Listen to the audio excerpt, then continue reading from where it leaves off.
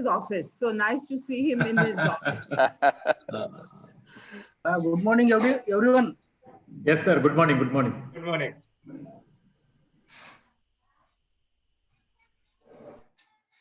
That's this situation, this crisis taught us, all of us, gave us the opportunity to connect with each other. Yeah. I have shifted my home to university. I'm in the guest house. Oh. Okay. Yesterday I saw you in the MHRD. So you had gone for a meeting with the Honorable Minister. So this is the fun of the being virtually present or virtually looking at everyone.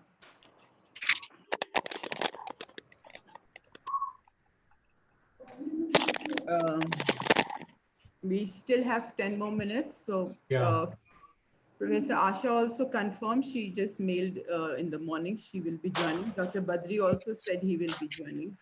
Okay.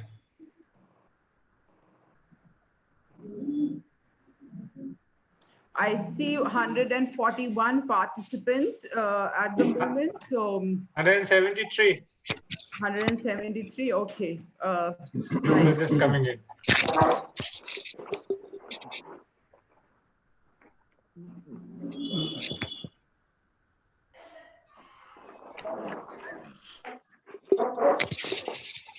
So if Vinod can just say in one or two sentences that the speaker is speaking, so everyone else can unmute their mic. So if that one or two can be given, please, Vinod. Okay, ma'am. Good morning, everyone. I request all the participants kindly unmute yourself and please don't use two devices. Already, I have sent one instruction along with the credential of Zoom. So, and please reveal your name in the more section. Rename yourself so that we can identify it. We may not allow the other participants which does not disclose his name because of security reasons. Okay. I think the point is noted by everybody, because if your name is not displayed, please display your name, because otherwise our system analyst may remove you.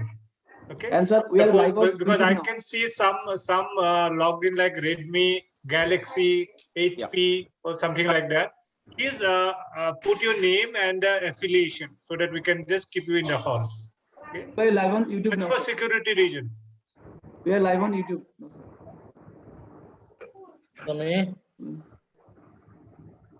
Hello. Yes, sir. I am Gayatri Barua. It's Dr. Mijan from Bangladesh Open University.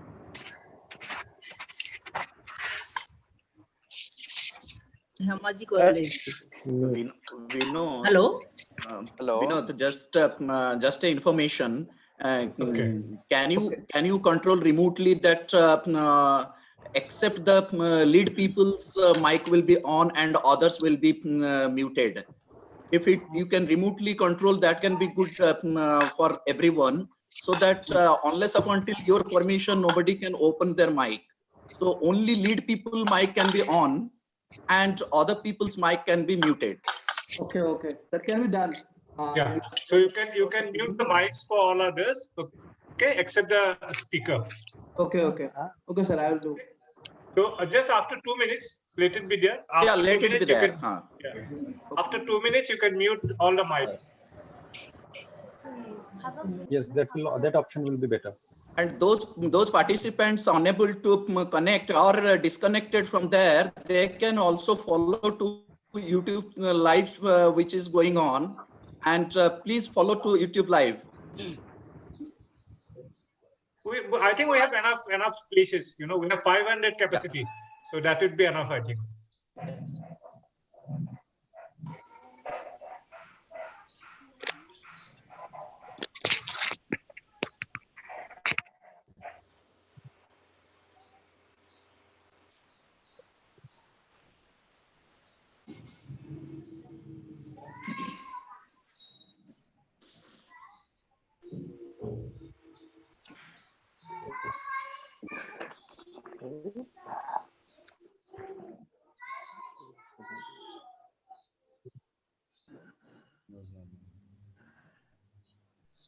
Hello, sir. Yeah, good morning. Good morning. Good morning, sir. Good morning, Satendra. How are you? Fine, ma'am.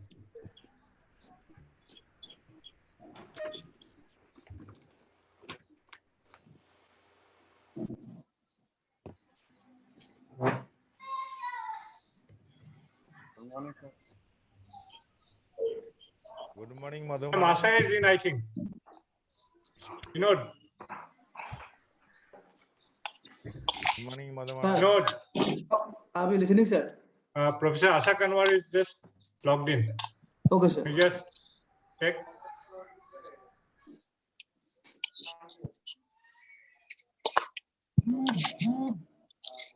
Yeah, good morning, ma'am.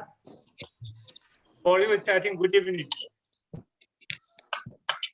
Yes, it's good evening for me. How are you? Yeah. Good morning. Fine, thank you. We are all in. Ma'am.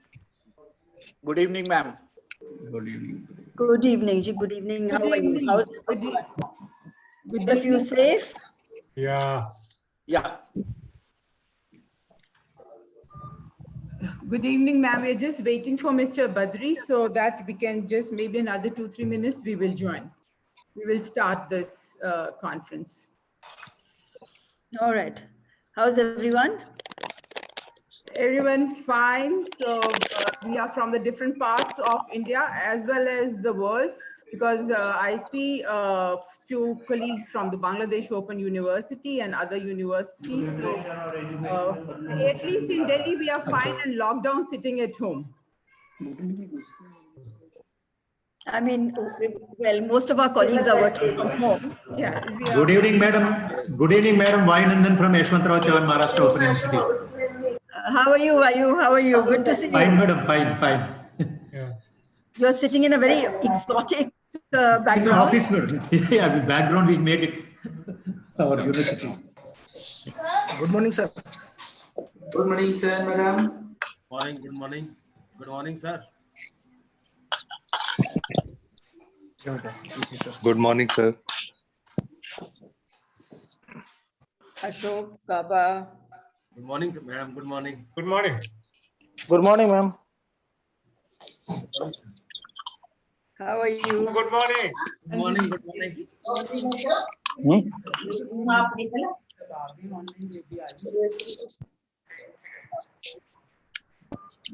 कल degree करना Harishandran, good morning. Oh, Professor, how are you? Hello Good morning. Good morning. Welcome.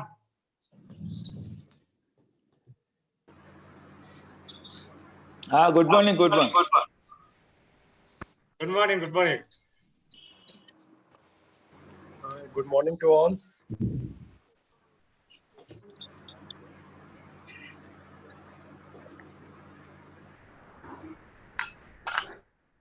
Professor Das, I just informed Mr. Badri, Dr. Badri to be online, so we can start.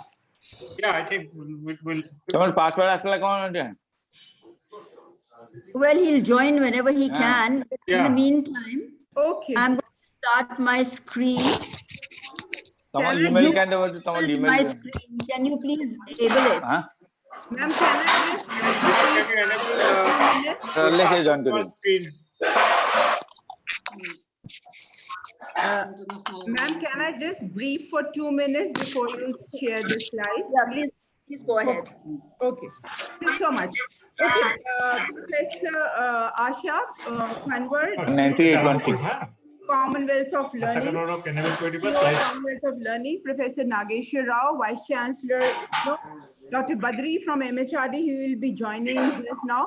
Professor Das, Professor Vayu Nandan, and other Vice Chancellors, and all my colleagues from various universities and institutions who are participating in this online conference on teaching learning in the time of pandemic, role of the online learning.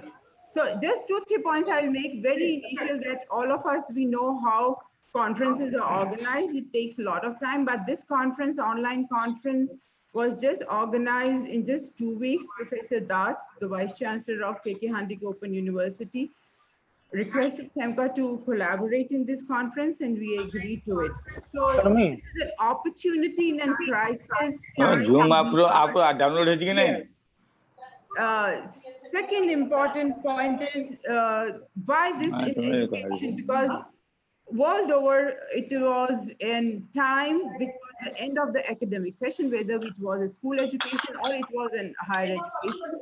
This disaster came, and the disaster was in the beginning of the third decade of the 21st century. So if we see the sustainable development goals, and if we see the third sustainable development goals, which is ensuring healthy lives and promoting well-being, I think they have to change, because they were only talking about the epidemics like tuberculosis, HIV, AIDS, malaria, and so on. Similarly, the fourth sustainable development goal, which is on having quality online education, I think we need to change our actions, and we see an online learning will be the most important. With this, I request firstly, because all of us, we are in the different time zones, and especially Professor Asha Kanwar, it is 9:30, above 9:30 p.m. at night. So I'll request her to give her inaugural address to this 2 days online conference. She is heading 52 Commonwealth countries and providing quality education at this time of the crisis also, and taken many, many initiatives. So we will begin with Professor Asha Kanwar. Then we have another important distinguished speaker, Professor Nageshwar Rao, Vice Chancellor of the largest open university, if I say so, in the world. 13 lakh students enrolled in 2019, and working with the ministry closely on online learning programs. And Dr. Badri, who is the President of India, will give us the initiatives which the Government of India has taken in this time of crisis. Thank you so much. And once again, we welcome you on behalf of Commonwealth of Learning, SEMCA, to this 2 days online conference. Professor Asha Kanwar.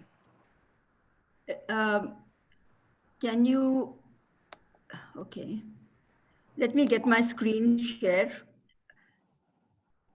Excuse me, can you, you've disabled my screen. Can you? Allowed, ma'am. Is allowed. Vinod will do it. Vinod has the slides. He will do it. No. I'm going to share it myself, because I know when I have to do it. Yeah, it's coming up. Okay. Can you all see my slides? Yep. Yes. Yeah. Okay.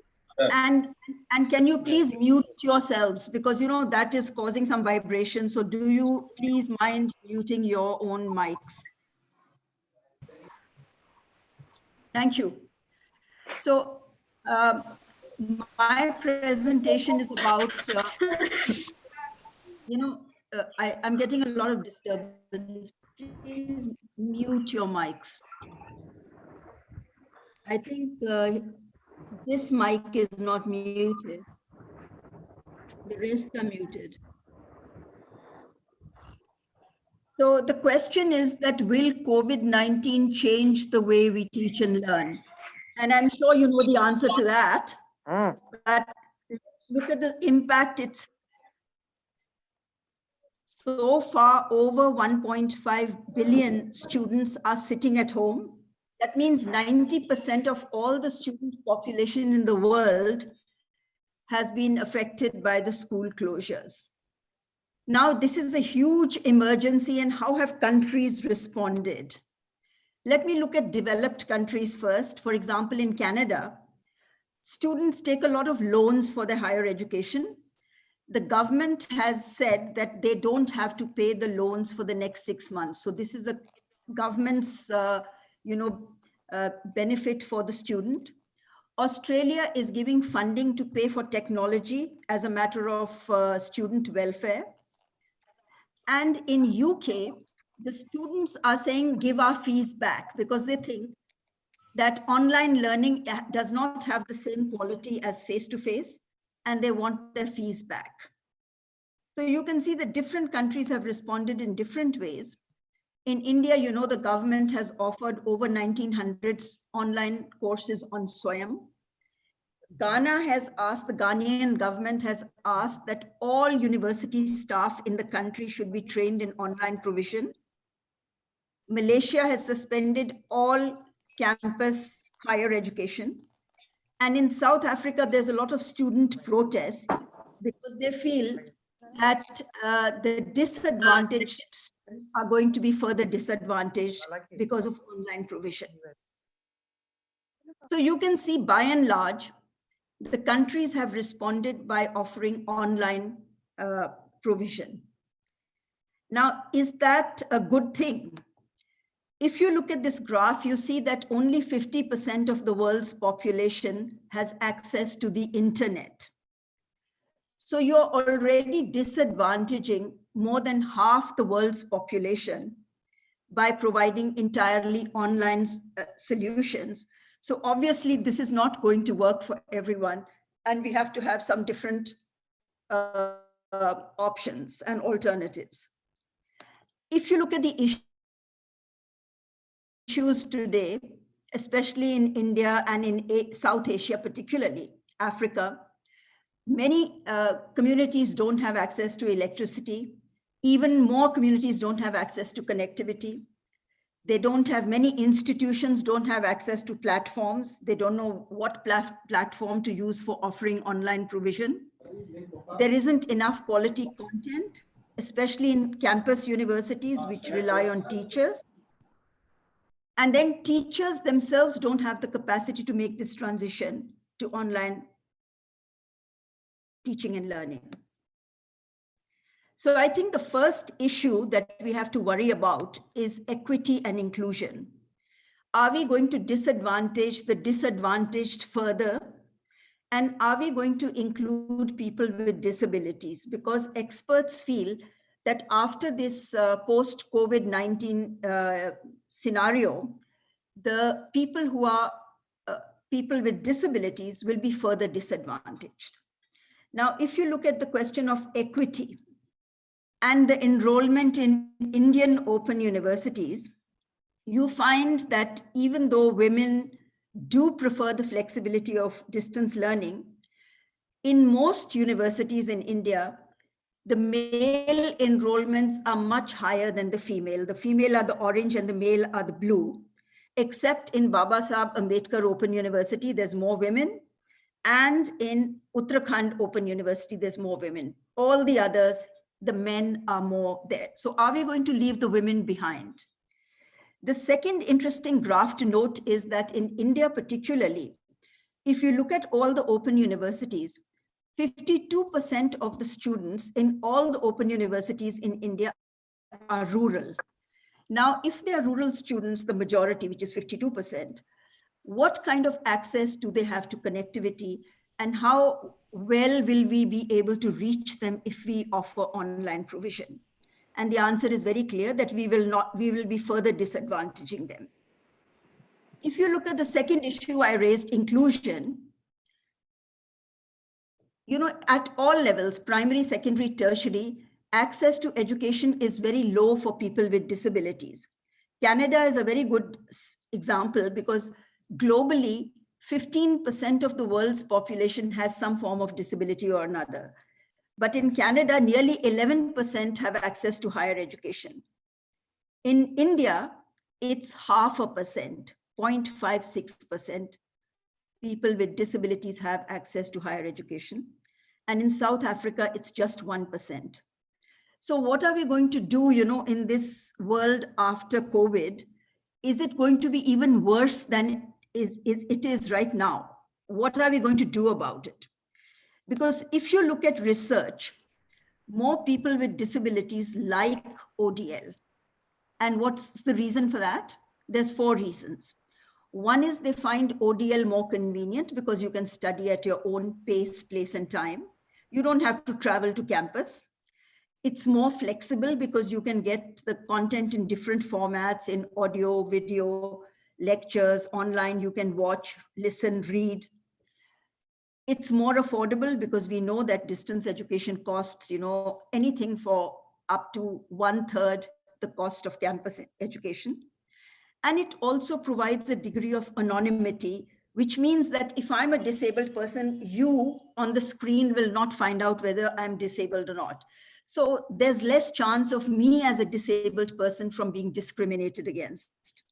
So because ODL is more convenient for people with disabilities, what are we as ODL institutions going to do to bring more people with disabilities into the system? So I think these are two very important points which we must remember: equity, bringing more women, rural people into ODL and education, and people with disabilities. So in this whole COVID crisis, what has CALL done? I think we've done several things. As soon as the pandemic was announced, we started the first rapid response statement called Keeping the Doors of Learning Open, in which we curated some very relevant content for different levels of education. And we've put it all on this website. You can take the slides from Madhu and you can actually explore this. The second is we started the OER for COVID support initiative with the OER Foundation in New Zealand. And we have several partners, including the IIT Moscow, including ICDE and so on. And this is a network which has 67 countries who have joined to share content and to build capacity. So this is a very good initiative. I mean, all these are immediate responses to help teachers build the capacity. The third is MOOCs.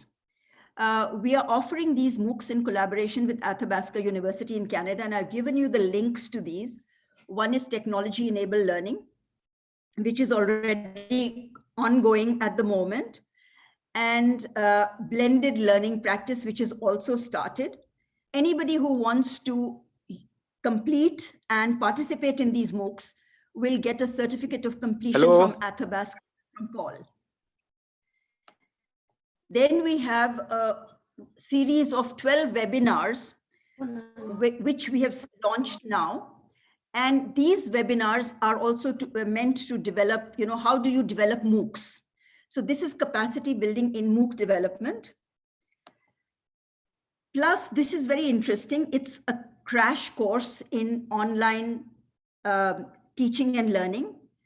I don't know, many of you may have heard the name of Tony Bates, who is a world guru in digital teaching.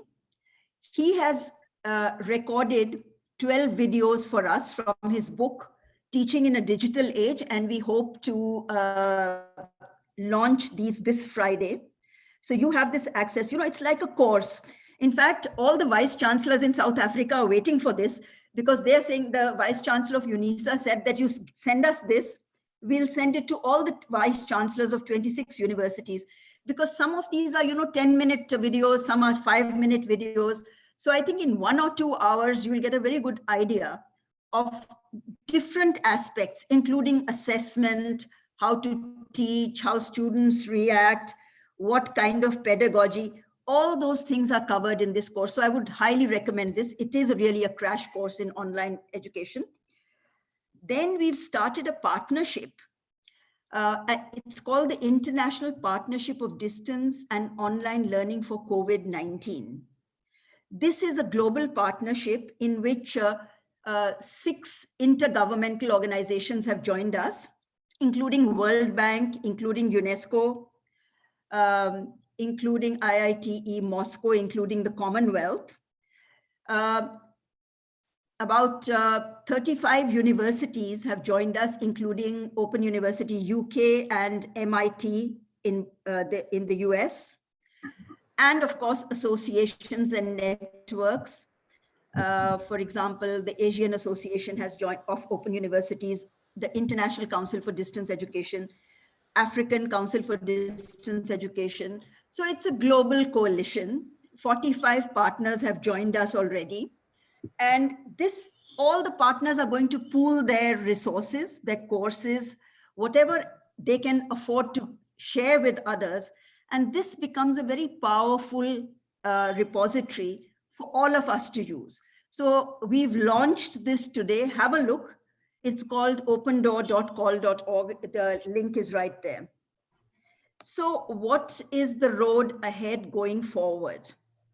I think we will all have to review the way we teach and learn, because the new normal, even when this COVID crisis is over, already, as you know, we talk about the learning crisis. You know, the children who are going to class 5 in our schools do not have the level of reading and math of class 2 students.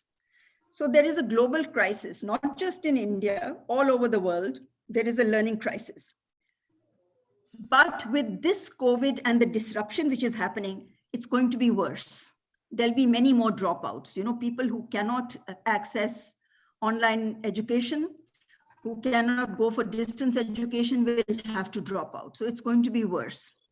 There's going to be a wider digital divide. I told you that, you know, between the rural and urban communities, resource poor, resource rich, there's a huge digital divide, which is going to make this worse. So we have to worry about the equity issue.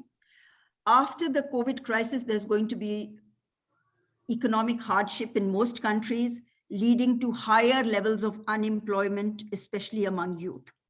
So I think as educational institutions, these are the 3 areas that we have to really worry about. How to make learning better so that this crisis is not exacerbated, how to close rather than widen the digital divide, and how do we provide the skills and courses which will make people employable and lead to livelihoods. So what should intergovernmental organizations do, like CALL? I think our role is very clear. We have to give more advocacy for distance and online policies. We are developing right now guidelines, which we are going to send out to ministers next week, what governments should do, what institutions should do, what different stakeholders should do. So this is one of our roles. We'll also be making frameworks for implementing and monitoring online learning, because right now there's a lot of negative perception about online learning. In South Africa, people are saying that no, online learning is not the same thing. So the students are going on strike and they're protesting online. We have to do a lot of capacity building for teachers, share best practice resources, which we are already doing through those platforms which I just shared with you, and promote global and regional partnerships, because we can't do these things alone. We have to come together and we have to work together. So what can governments do? I think the first thing that the governments can do is invest in ICT infrastructure. Instead of building more buildings, we need to build, we need to get more. What happened to my screen share? Let me get. How is my screen share being disabled?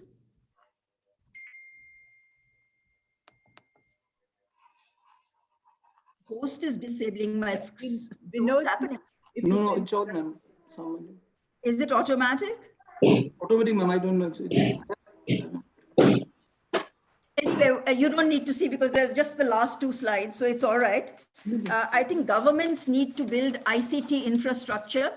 And here it would be very helpful, if governments could look at telecom providers and see how they can give better, connectivity even to the most remote regions in the country. And in fact, that could become one condition of giving licenses to different telecom providers, their reach to the rural parts of the country. The second is that we should have appropriate policies for the kind of technologies that we need to use. And here we have to see that, we don't disadvantage rural populations for whom TV is still a good medium. Community radio is still a good medium. Mobile devices are still a good medium. And which is why CALL has started the Mobi MOOC, which is an interface between a computer and a basic mobile phone. Those kinds of technology solutions, I think the government will have to play a good regulatory role in that. The third is we have to monitor. We can, make any number of policies of distance and online learning, but we don't know the impact of those unless we trace what happened to the people who have gone through those and we monitor the impact. So monitoring the impact will be a big kind of opportunity for the government to see what access to these things. Then the other thing which the government can help is with making the quality assurance mechanisms more flexible. In the past, there has been a lot of rigidity especially about online learning, distance learning. Now is not the time. Even in the US, they have made these more flexible. And in fact, in some states in the US, the funds can only be released after there has been a visit to see the provisions in the universities. Now the governments are saying that we can have virtual visits, but we have to release the funds. So people are becoming more flexible with the quality assurance accreditation mechanisms for accrediting online provision, recognizing online provision, and allowing mobility between different institutions. I think the governments also have a role in providing more incentives. These could be financial, these could be in terms of recognition, promotions, and so on, for institutions, faculty, and learners, so that more people integrate distance and online learning, even if they are providing campus education. And then finally, institutions have a major role to play, which is most of you are from institutions. And here I think the first thing I would say in this whole matter is to build the capacity of staff. You need to ensure that all the staff are well versed with not just how to use technology, because IT literacy is one thing, but using IT in sound pedagogic ways is another, which means we do need capacity building in how to harness the potential of technology for good teaching and learning. Again, in universities and institutions, we have to invest in technology infrastructure, providing free Wi-Fi facilities. We have to look at new systems of assessment and exams. In the old days, we used to have proctored exams. Now, when everything is online, are we going to have students miss 1 year, or are we going to assess them? Are we going to provide them online exams? And if we are, what will be the mechanisms for doing that? We have to do it. It can be done. And we have to invest in those technologies which allow us to do online assessments and exams. Because we are looking for quality education, we don't have the time. Everything is happening so quickly. We must use open educational resources, which is free content. If you haven't got access to it, you can look at the CALL site where we've put a repository together. Please use those. Those are all free content. You can use your own wraparound and use that content. And then again, back to my question of equity and inclusion, let's not forget the weak students. Let's provide targeted support to the most vulnerable of our learners. And I think that way we'll be able to fulfill the social mission, which many of our institutions started with. So I think that's all I want to say at this moment. If you have any questions, I'm here to answer them, and I leave you back now to Madhu. Thank you so much, Professor Asha Kanwar. It was quite informative and interesting that what Commonwealth of Learning is doing it. I agreed with you that all governments and stakeholders who were earlier not accepting open and distance education, they have started accepting it in a much better manner, and they are all open to offer the courses, the education rather, through online learning. Thank you so much. Professor No, but let me add here that, human memory is very short. Now they're using ODL because it's an emergency and they're required to do something. But I think our objective is that if we want to build resilient systems, we must integrate online provision going forward. And by online, I mean synchronous, asynchronous, high technology, low technology, whatever. But anyway, we can continue these conversations, but let me say hello to my friend Tian Belavati, who just sent me a message, and I think she's somewhere. I can't see her though. Tian. Okay, any questions? 1 or 2 maximum. Otherwise, then we can go to our another panelist, distinguished speaker, Professor Nageshwar Rao.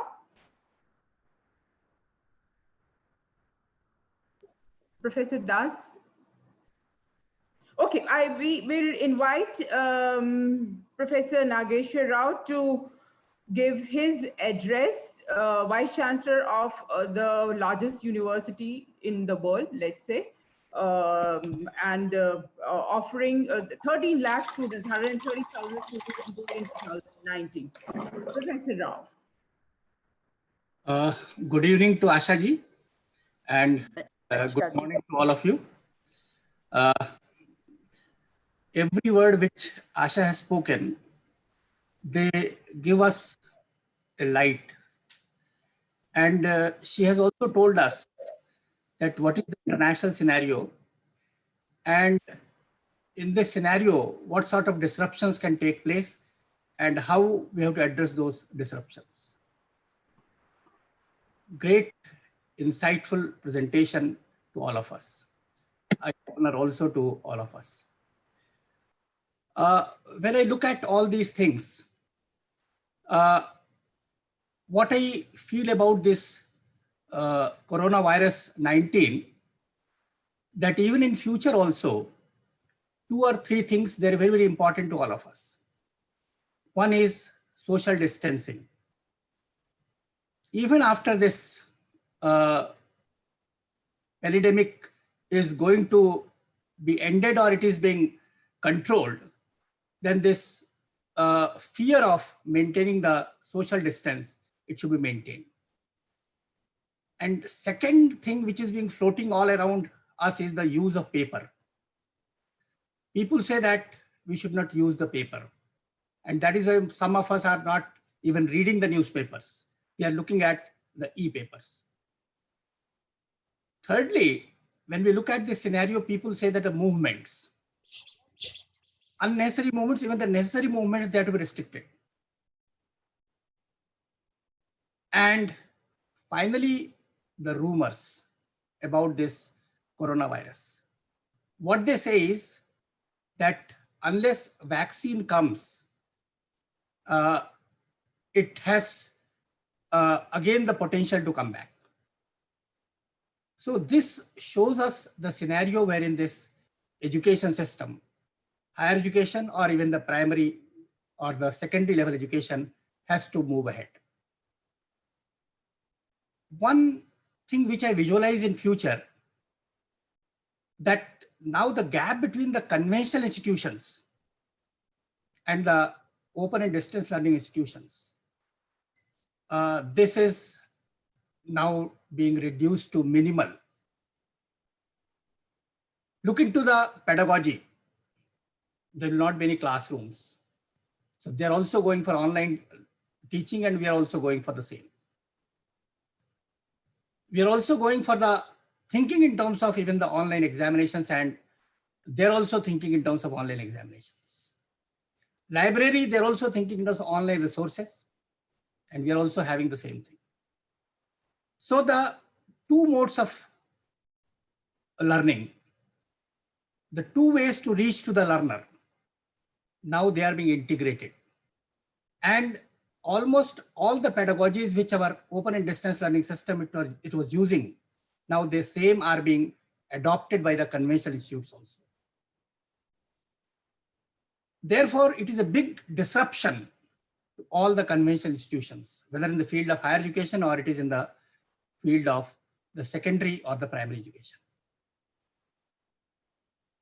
Once you see the scenario of this conventional institutions, if suppose they have to take an intake of 60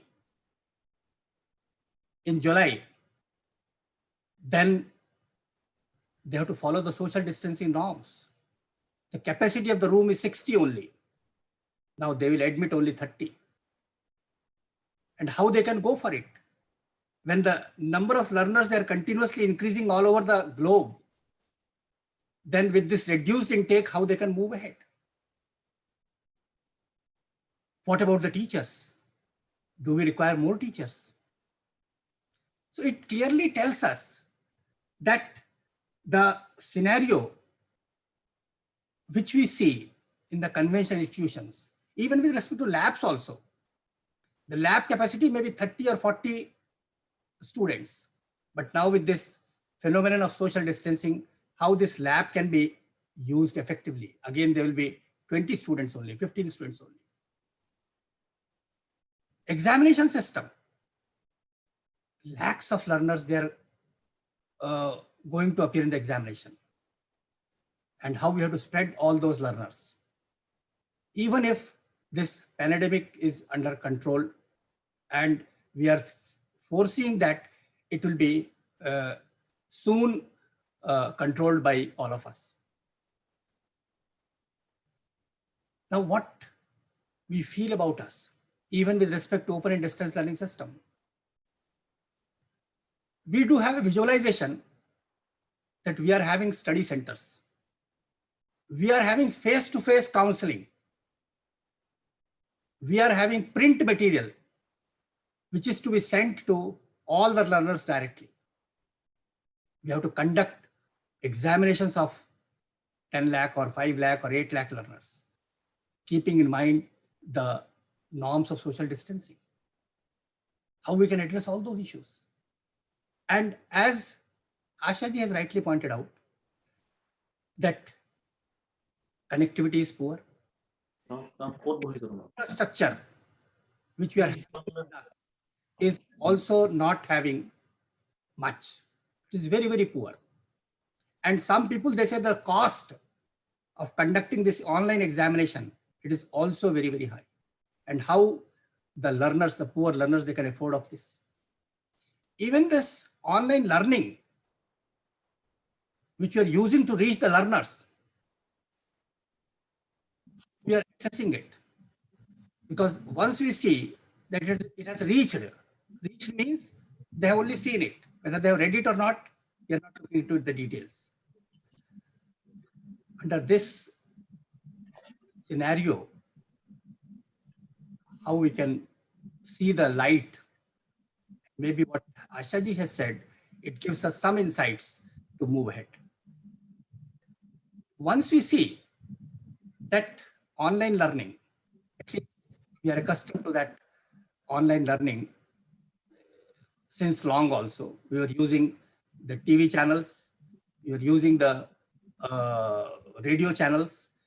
We are also thinking in terms of Facebooks, even the webinars. So the interactions are now being made and more use of all these things they are going on. And we are getting good responses also. Of course, again, what Ashaji has said, it is reaching only to those people who are having those resources or who are affluent as far as the learners are concerned. Other category may not be getting all those things. So how we are planning for the future? Can we supply the print material to our learners once this lockdown period is over? Very difficult to reach to the learners because the post office is closed and the post office people, the learners, everyone in the institution, they say that whether you have to touch the paper or not. Paper is to be touched at so many people and ultimately it will reach to the learners. And this particular thing, even for us also, people say that don't touch the files. If you are not touching the files, how the learners, they will touch the papers. So we have to think about it. And what I visualize is that even if the print material, it is ready and it is to be transported by the transport agencies or by post office, still there will be problem to reach to the learners. What it suggests mainly, how to go for it. Can we think of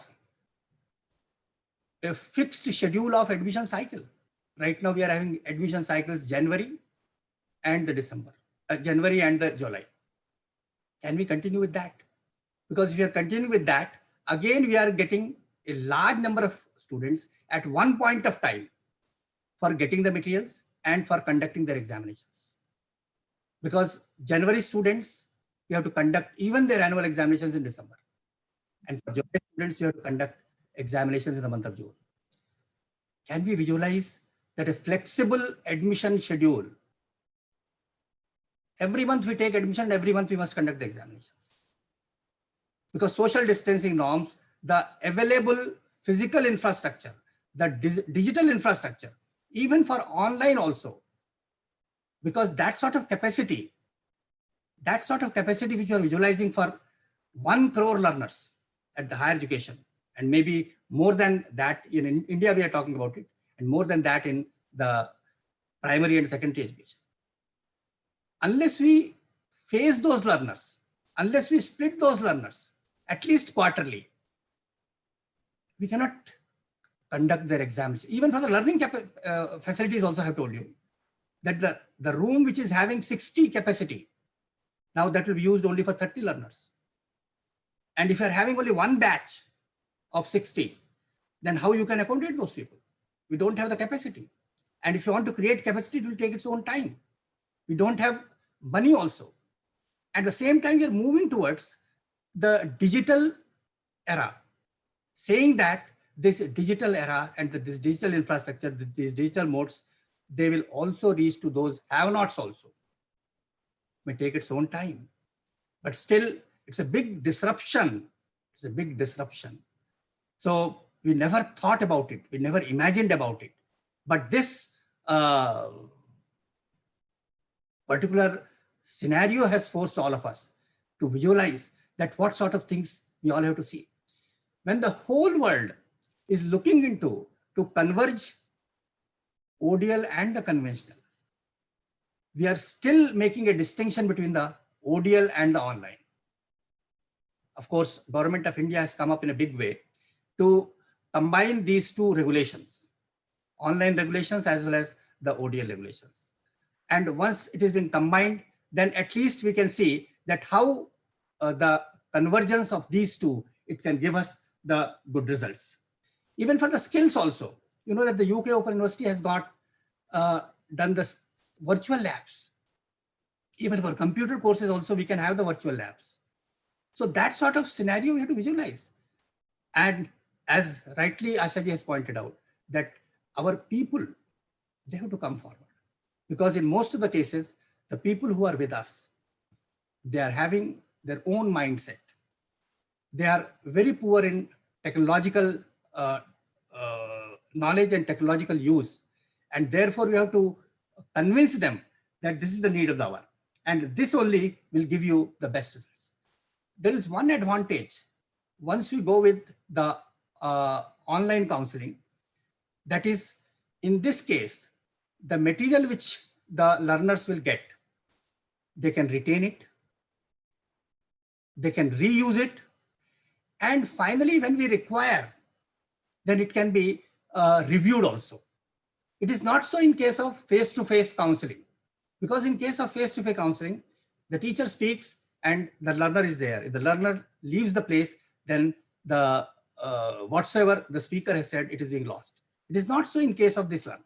So therefore, this learning has got its own advantage also.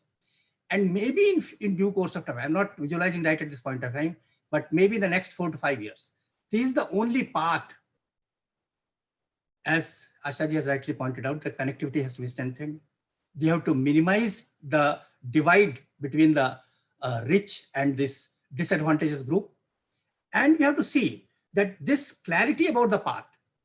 Today, this COVID-19 has come. Tomorrow, some other COVID will come. And the people will say that social distancing norms, it has to be further enhanced. So we must devise a mechanism wherein we have to reach to the people at a faster pace and with the use of technology. Technology is with us. The learning process is with us. Only 1 or 2 things like the flexible admission cycle, it is also experimented at so many other countries in the world. And minimize these divisions of the conventional, ODL, and the online. And if we start thinking on those lines, and our Government of India is thinking of all these issues in a big way, and our Honorable Minister, every day he devotes a lot of time to discuss all these issues. And he speaks to everyone to get all sorts of insights and inputs, which is desirable for the country as a whole. He's trying to integrate the primary, secondary, as well as the higher education, wherein the overall perception is that this is the only solution. How to go for it and how fast we can go for it, that is again an issue for which we all have to deliberate here. Thank you very much. Thank you for giving me an opportunity to be with you this morning. Thank you. Thank you. Thank you, Professor Nageswara Rao, for your presentation. It was excellent, and we got to know that what an important point which made it about two important points. One is the print material, and the second, how to distribute the print material, where maybe we can take it from Professor Asha that OERs can be used. And second, very important point you discussed was the social distancing, how to go about that social distancing. Dr. Badri just sent a message that he's not able to connect. If he's there at the moment, Vinod, if you can please check that.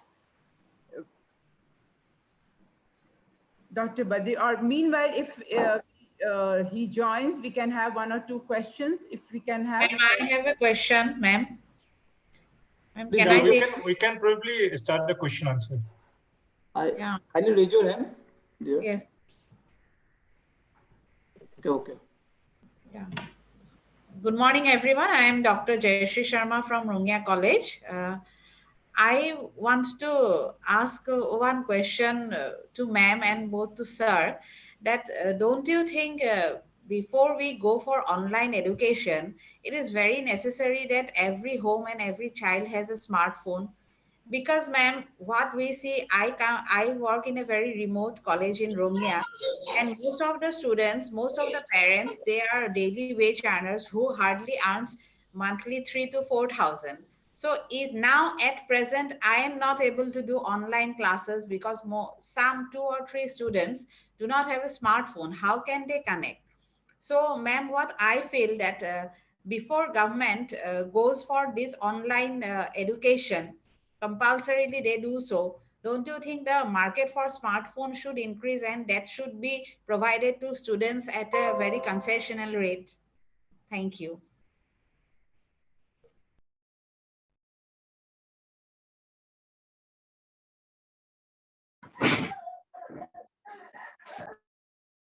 You know, we have to fit the technology to the context. We cannot use the same technology everywhere.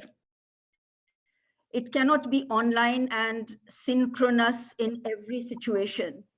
For example, if the children in remote areas only have access to radio, we can use the radio facility. If they have access only to TV, we can use the TV facility. And the Commonwealth of Learning has developed a small device called Aptus. This is a small server which can be charged with a solar power, and it also has a wireless router. You can load all the digital content on that and take it to a remote area. Now, if all the children are given smartphones, they can all connect with the teacher using that Aptus device. So it's possible that you can give the best content, including, you know, experiments, simulations, everything, even sitting under a tree in a remote region using that device. But you are right, yes, you have to provide smartphones. Otherwise, this technology won't work. That's why I'm saying that, you know, there is a big role for the government to play in this to ensure that, you know, the cheaper technologies are available. And in India, I think you can get even for 700 rupees a smartphone. If in some countries, you know, you have to pay $1 for 1 minute of connection on the phone. In India, that's not the case. You know, you have Reliance companies, etc., which provide very cheap SIM cards and very cheap data. So I think with a little bit of kind of push from the government, the whole country should have access. We are moving in that direction. But the point is that it's not happened yet. What is the ground reality now? And that's what we have to, I think, address right now. So if those students are only going to study with workbooks, let us print the workbooks and give them. But let them not be waiting, you know, for when the technology will come and then they will get the education. No, that's not an acceptable solution at all. So we've got to find the solutions. And one thing I want to say is, you know, that the distance learning community must now take a leadership role. We have the expertise, we have the resources, we can provide capacity building. We have to take the leadership and help, you know, the campus institutions to make this transition.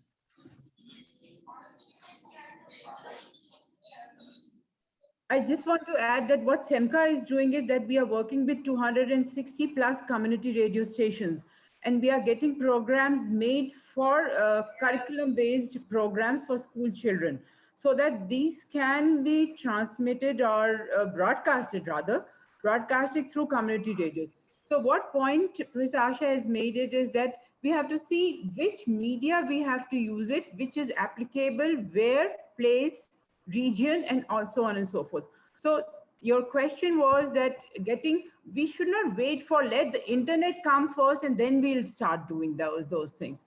We have to find out the solutions, other solutions where we can support. Thank you.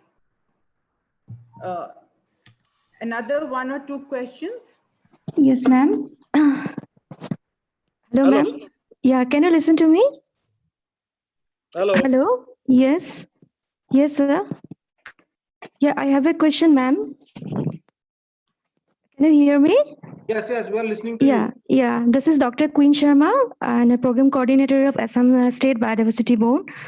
Ma'am, I have a question regarding the present scenario that's happening around the world, and it's a question since I belong to state of Assam.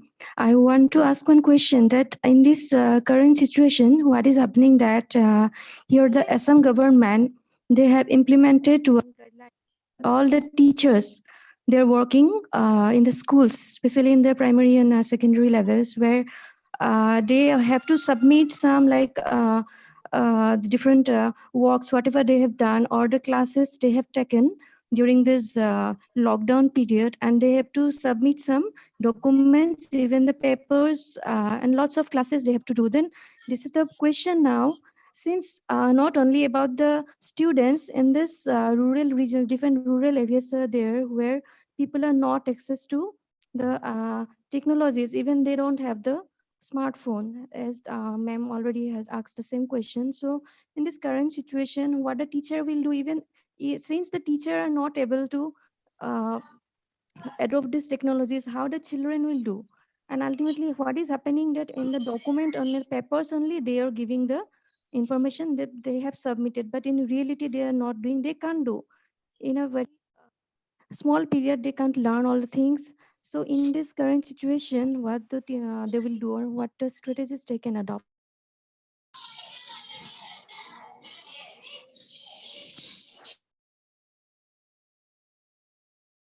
You know, it's very important to build the capacity of teachers.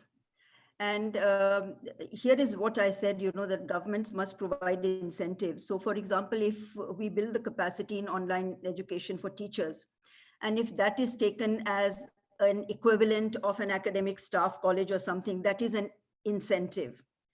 Or if it can be counted as towards their promotion and so on. I think certain incentives must be provided.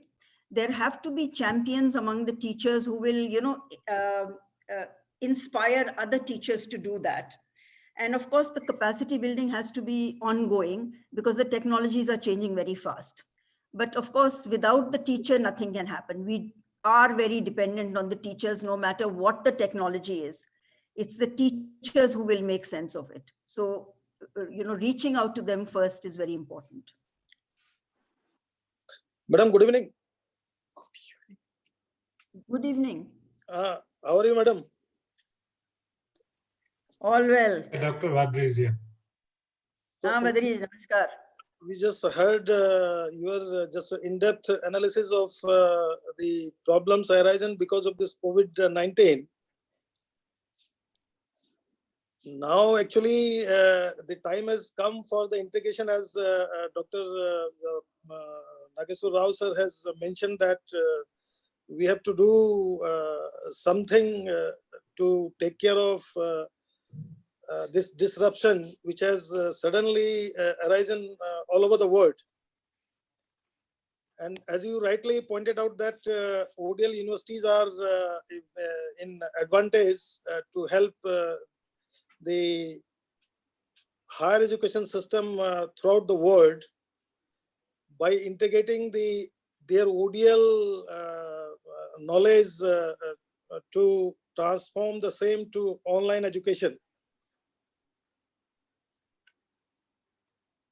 But there are certain difficulties also, as Professor Nageswar Rao has mentioned, that the government of India is doing all out efforts to integrate the learning of all students in the whole country, starting from primary level to the higher education system.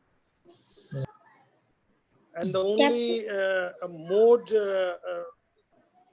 only mode which looks to be more suitable is this online platform.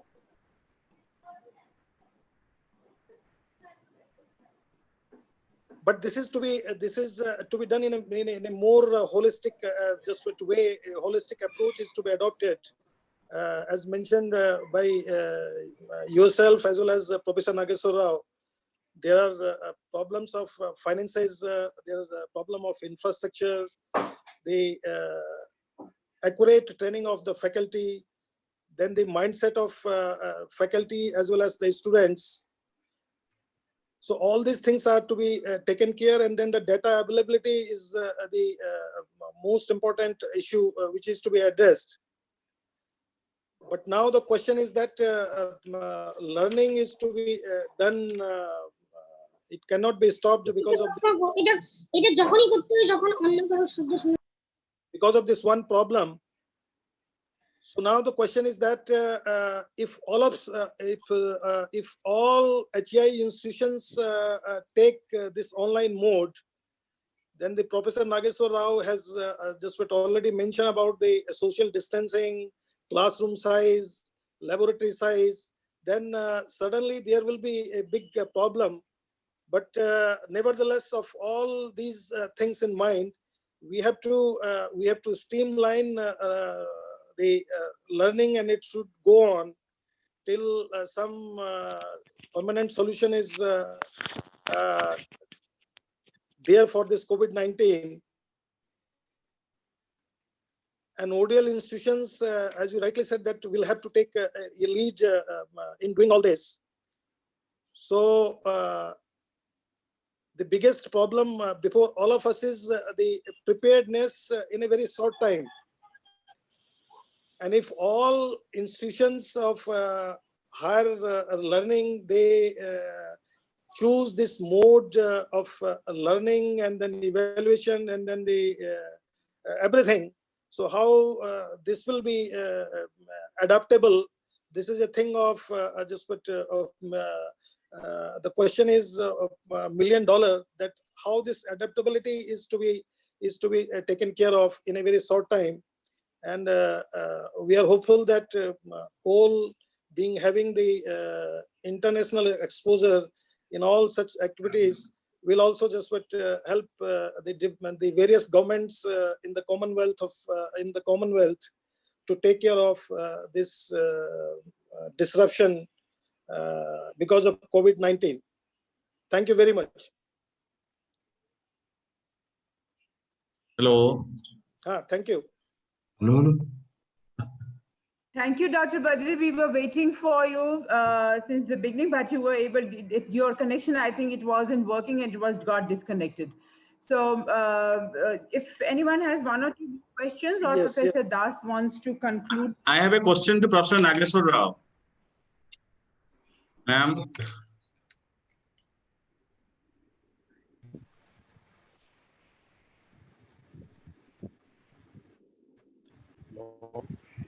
Hello. Hello. Can I ask a question? Ma'am, I have a question to Professor Nageswar Rao. Can I ask? Yes, please continue. Yes. Go ahead. Hello. Can I ask, ma'am?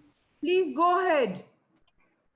Ma'am, many times I have seen that the different PSUs and different government organizations are not treating these degrees offered by the ODL institutions as equivalent as with the regular university degrees. Even the NHM and other PSUs of Odisha and other states have said that you cannot apply for the jobs if you have completed your degrees from ODL system. So I know that the UGC has notified in this regard many times. But as the Vice Chancellor of the largest university of India, what are the steps IGNOU and other universities are taking as far as this issue is concerned? Because every time we are asked in any interview that your course, you have completed your course in a distance mode. Hello. Are you listening? Hello. Yes, sir. Yes, sir. Time and again, UGC has notified that the degrees under the ODL program and the conventional universities, they are equivalent to each other. And it was reinforced also time and again.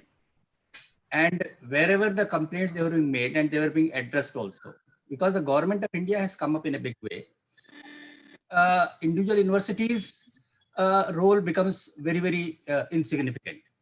And therefore, if you look at it, earlier it was issued in 2013, then it was issued in 2018. So time and again, you find that the circulars were issued and special actions they were also being taken by the concerned employing agencies also. Sir, one additional question, because many of the, this is Jyoti Prakash Mahapatra from Indian Institute of Mass Communication, Dhanagar. The question is, many of the PSUs and the National Health Mission, they are not allowing students who are holding the distance degrees to sit in the exam or the interview. They are clearly mentioning this one in the advertisements. Samrit, I think it's a relevant question, but we will be talking more in detail, because let's talk about this online. There are issues, but let's see how at this moment in this crisis, medical crisis, we do best for the online teaching and learning system. Ma'am, it's okay, but the degrees we are holding, it's not helping us. Samrit, it's okay. We accept your views, and we will be discussing it, maybe because the time is getting, because there are people from various time zones. And I think Professor Kandappa Das wants to conclude this, the inaugural session. Thank you. Thank you, Madhu. I think the time is short. I'm very sorry that we can definitely have a lot of questions. It is indeed a very overwhelming pleasure for all of us in this critical situation. We could meet and have more than 300 participants in this inaugural session. In fact, it was last month, end of last month in the March, immediately after the lockdown, when everybody was at a loss. My colleagues in Guwahati University, the university was closed. People are not having classes. Everybody is looking at us what to do. Especially since KK Hendricks State Open University, we provide the ODL education. Everybody was looking at us and they were asking what to do, how should we proceed. So in that situation, there was a conference organized by JNU on online learning, teaching, learning of Russian study. And I was invited to speak in the inaugural session. And that it struck on my mind that why we also not organize some kind of a deliberation and to discuss the issues which is coming now at this time of pandemic, and what we can suggest to the other community, the face-to-face university community, how online learning can help, because we have seen that in many universities, including in the Northeast, that people are simply replacing the face-to-face classes to an online mode without any structure. And it has also creating a lot of problems. Sometimes the demotivation also is done in the name of online learning.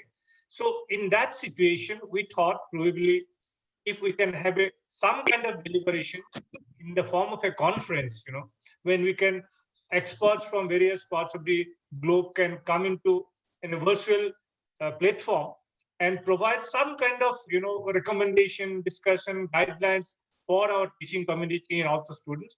We decided to organize this online conference for these 2 days.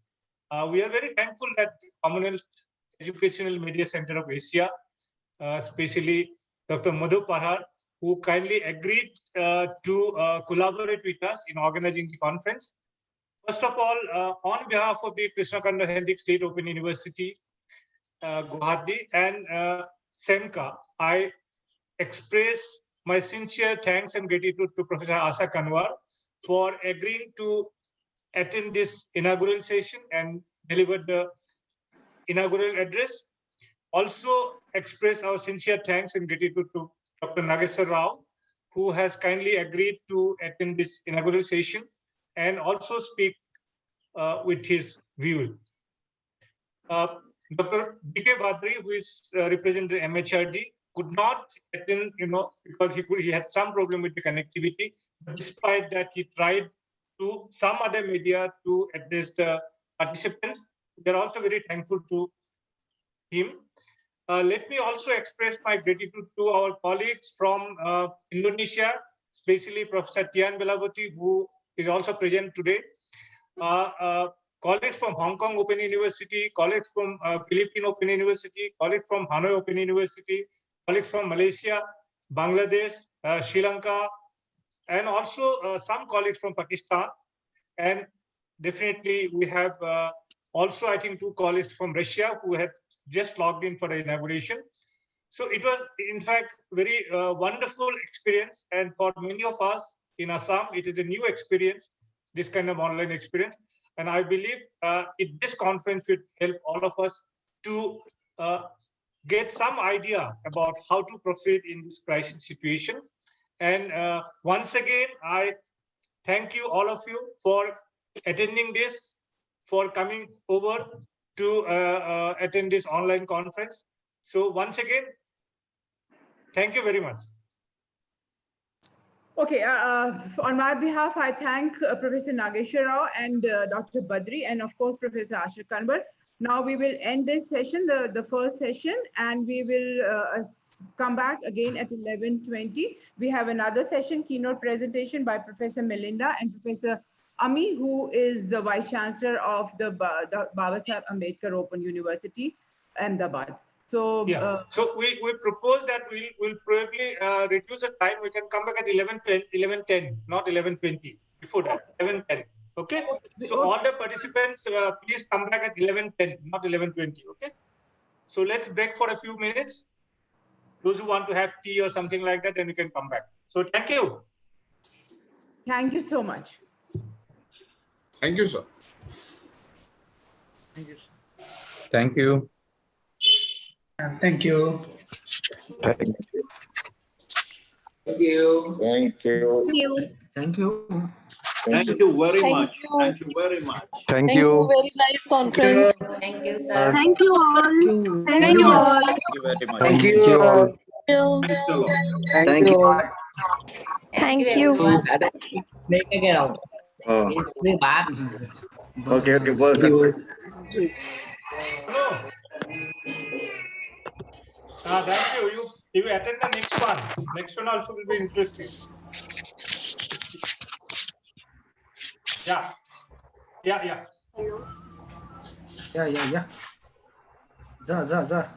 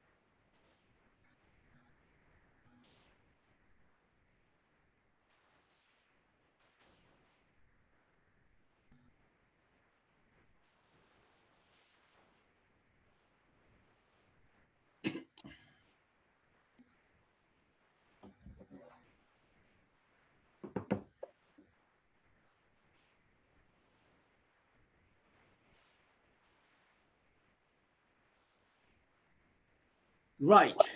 I believe it's about time to start. Shall we all get ready?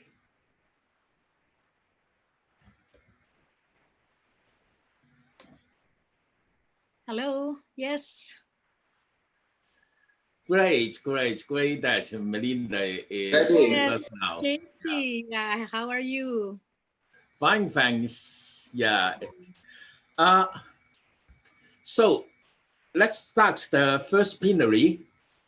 It's really great to participate in this timely conference, looking at how the pandemic has any impact on us and how we should react and do things proactively for our educational future. We all see that online learning is seen rather differently because of the pandemic. In the inaugural section, we have seen that we have key people highlighting important issues to us. In the first plenary, again, we have key people. Now, but we have very limited time, so I'll keep my part short and allow a lot of time for the two keynote speakers, as well as for the Q&A. For the two keynote speakers, Melinda and Amin, please note that you have 15 minutes each. So I will remind you of the time limit in the last 3 minutes. Okay? Now, our first keynote speaker, a very important key people. I'm very glad that the organizer have invited her. She's Professor Melinda Bandelaria. Melinda is the Chancellor of the Open University of the Philippines, the immediate past president of the Asian Association of Open Universities. She has been devoting great efforts in promoting online education, open education. So it's really great that we have her with us today. So over to you, Melinda. Let's all welcome Melinda Bandelaria. Yes, thank you very much, Casey, for that introduction. And I would like to greet everyone. Good day. I think it's still good morning in India, but it's already afternoon here in the Philippines.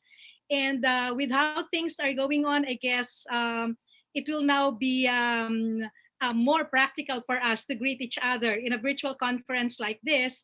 A good day to everyone. Good day, colleagues. Good day, fellow advocates of online learning and open education. And also, I would like to thank Krishnakanta Handike State Open University for this opportunity to share what we are doing in the Philippines and how our universities here, how the education sector in our country is responding to this disruption in education caused by this COVID-19 pandemic.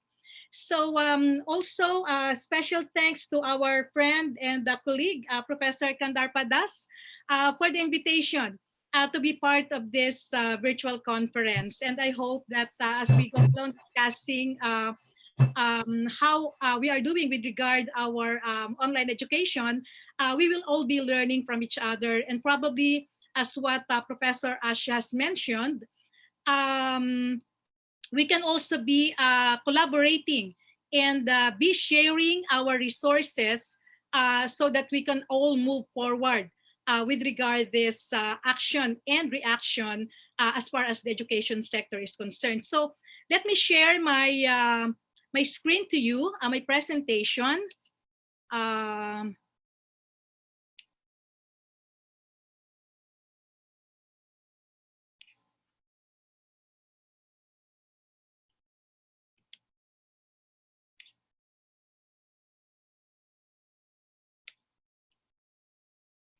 Okay, so this is my presentation, and I entitled it Learning in the Time of COVID-19, the Situation in the Philippines. And as introduced by Professor Casey Lee, I am the Chancellor and Professor of the University of the Philippines Open University. So during the past few years that I've been invited to talk about, speaking in conferences, I was always talking about industrial revolution, how we perceive the future. And we thought that in 2020, we would be having flying cars as a result of industrial revolution. Instead, and this is very true in the Philippines as well as in other parts of the world, instead, we are teaching people how to wash their hands. So instead of seeing flying cars, now we are seeing in television, in public service announcements, teaching people how to wash our hands properly so that we will not be infected with this COVID-19 virus. In the Philippines, as well as in the rest of the world, this is our situation. We've been in extreme or enhanced quarantine, community quarantine. We've been staying home since March 18, and we're almost into the 5th week that everyone is working from home. No one is allowed to go out except for very important errands like buying your provision, buying medicine, etc. So just like everyone else, our country is suffering so much, and we don't know when what will be the next action of our government when it comes to the total lockdown, or when it comes to will we be allowed to go out of our home and go back to whatever will be the new normal in our offices and in our universities. So this is the scenario so far, world, in terms of the world cases, and for the Philippines. And reading through the news, we will see announcements like this. Harvard, other top law schools drop grades as classes go online.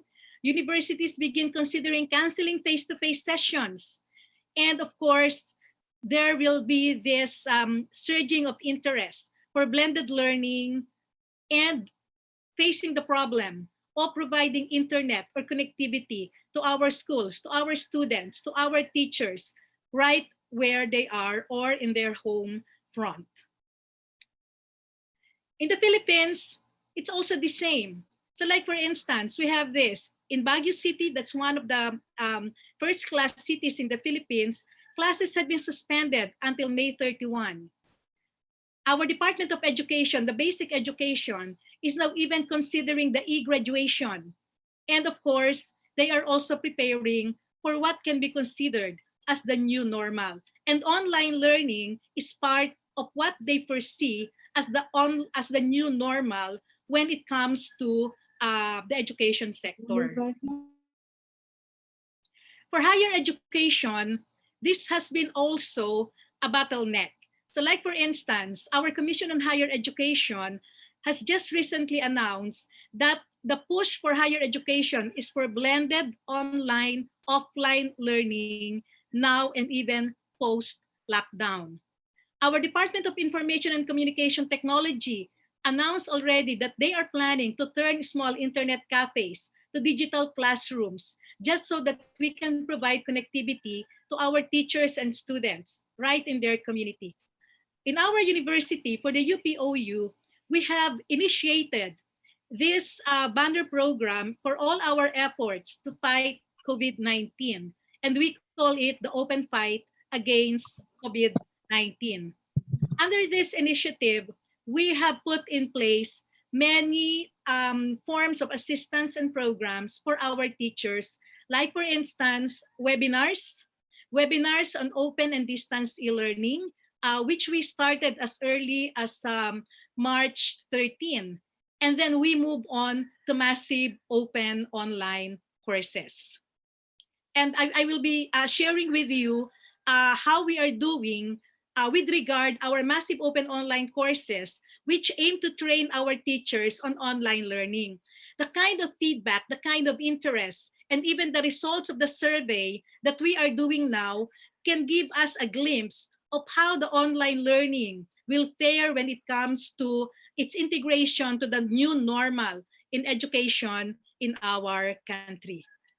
Okay, so the first thing that we offered is a webinar on quick guide on how to convert your courses online using open educational resources. So as I have mentioned earlier, we started doing this on March 13 before the lockdown was declared. But with the declaration of lockdown and we were forced to work from home, then what we did was to convert the webinars into massive open online courses using the platform that we have, the massive open distance e-learning platform, which is powered by Moodle.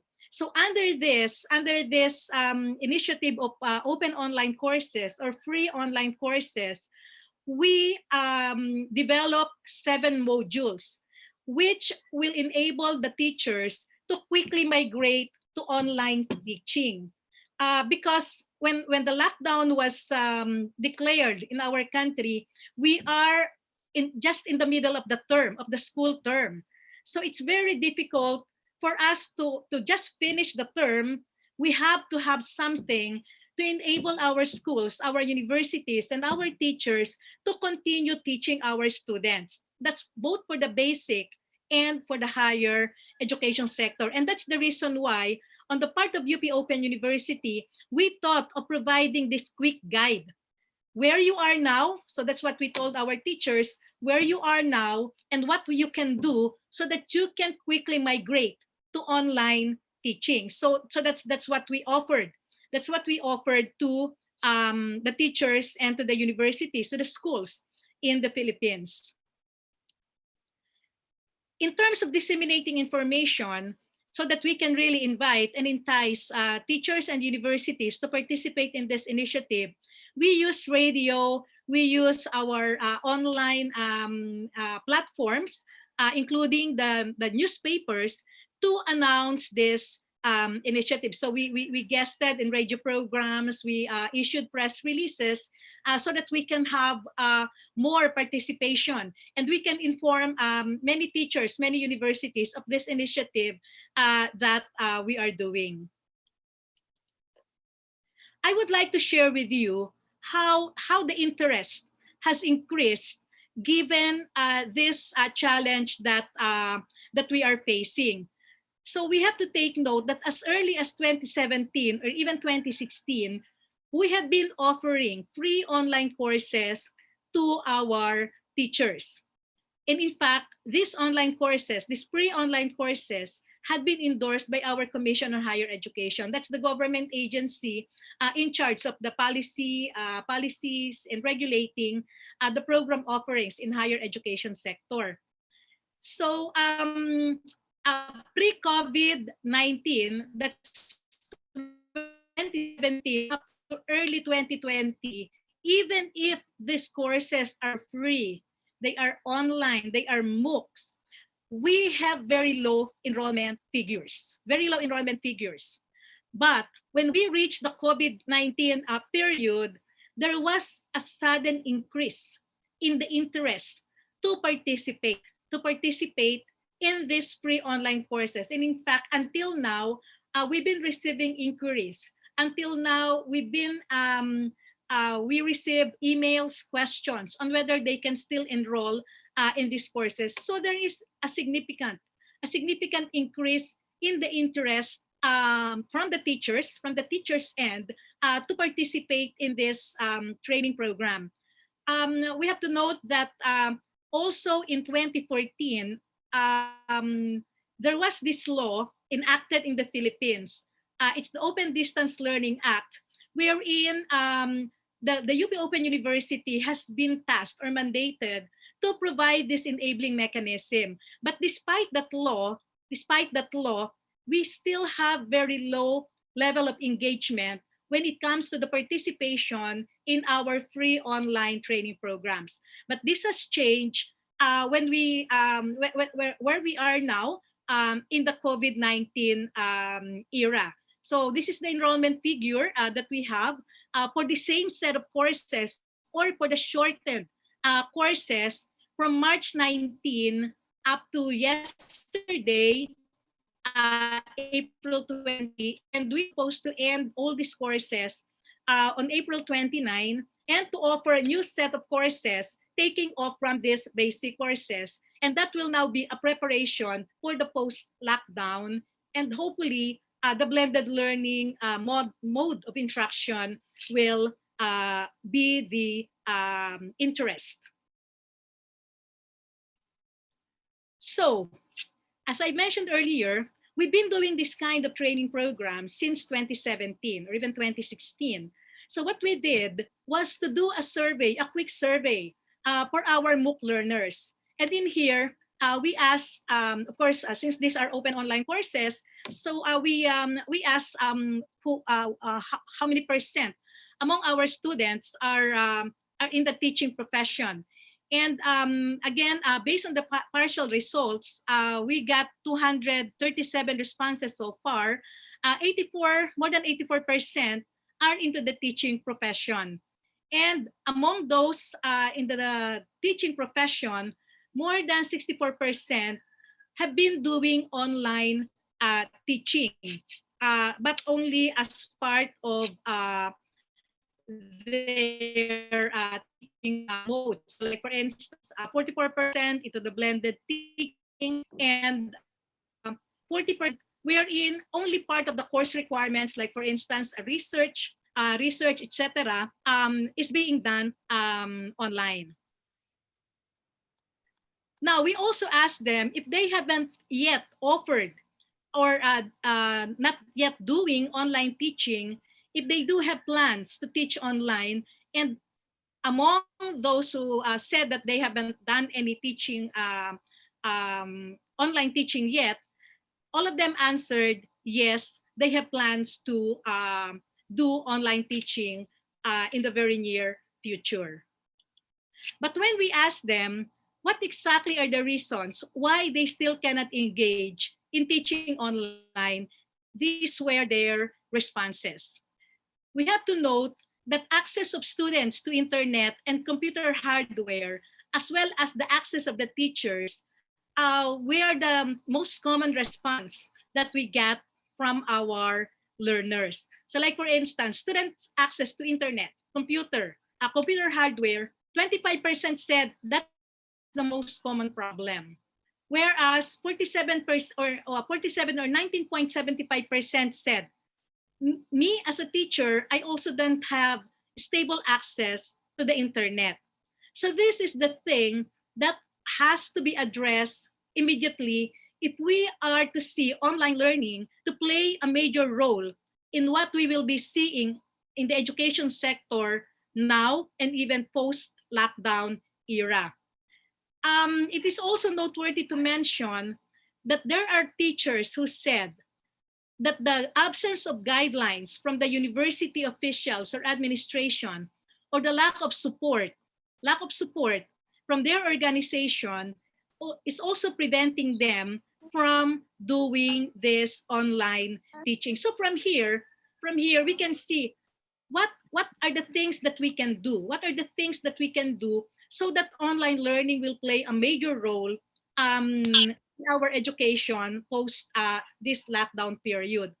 So these are the things that we need to address. We have to put in place mechanism to provide our students and teachers access to the internet as well as to the computer hardware. We have to provide guidelines so that our teachers will be will know how to do what to do and how to embark on online teaching, whether it will be a full online teaching or as integrated to a blended mode of instructional delivery.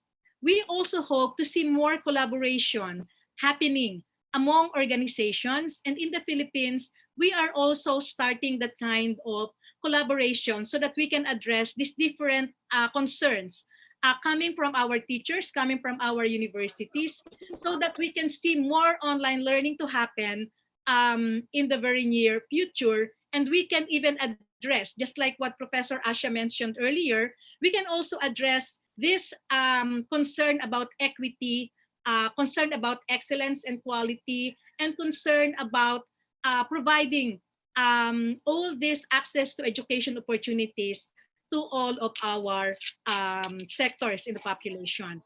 I think that's my last slide. This is the one.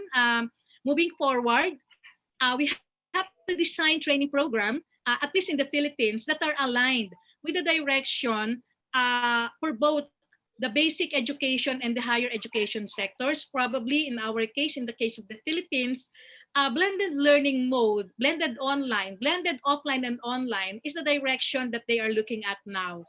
We need to harness available resources, open educational resources, as mentioned earlier by Professor Asha.